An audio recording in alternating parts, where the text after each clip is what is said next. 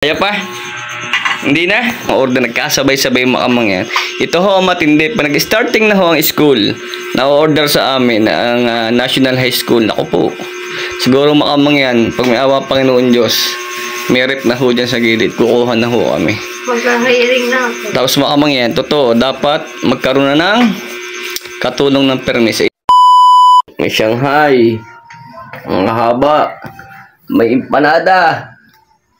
May lumpiang gulay. Kaya pa? Saan na naman ang likod?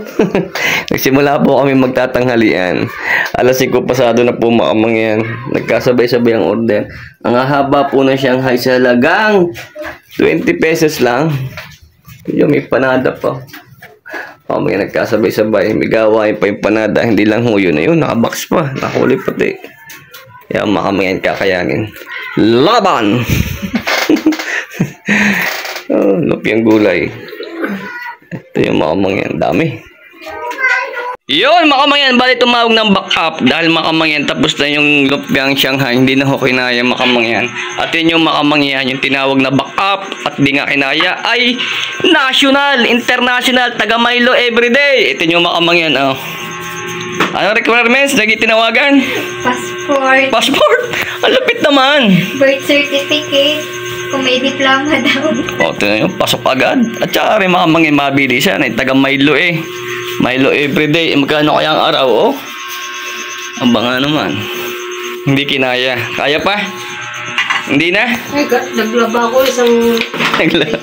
Pali mamaya makita nyo kanina yung una namin video. Tambak yung mga order. Nagkasabay-sabay makamang yan. Ito ho matindi. Pa nag-starting na ho ang school. Na-order sa amin ang National High School. Naku po.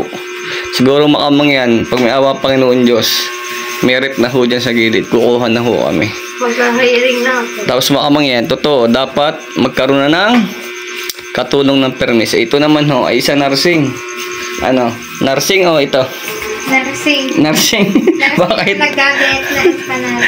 Hindi. Kung papipiliin ka sa empanada o magda-nursing? Siyempre, doon tayo sa good quality ba? Tama. Para marating na Amerika na. Sana all. Siya ho ay student nursing. Bali makamay pamangkin ko at tumutulong din dahil nga hindi kinaya. Yung amin ho dating katulong na taga Bicol ay umayaw. Ano pala nang pamangkin mo? Siya. Umuwi na tapukan. Umuwi na ho sa Bicol. Yung bata ho nagbakasyon din eh. Bali makamang yan ay tuloy nga ho. Ay hindi pwedeng maaring susuko.